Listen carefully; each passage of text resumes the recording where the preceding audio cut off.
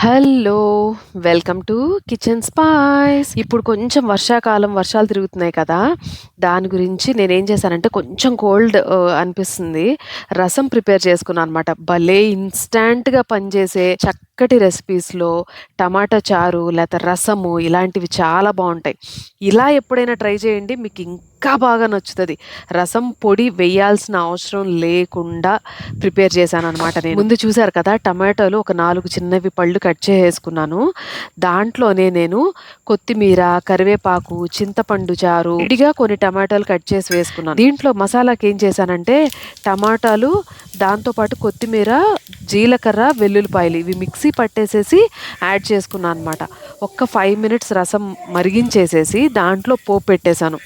Super టేస్టీగా ఉంటది. Trust me మిరియాలు యాడ్ చేయండి.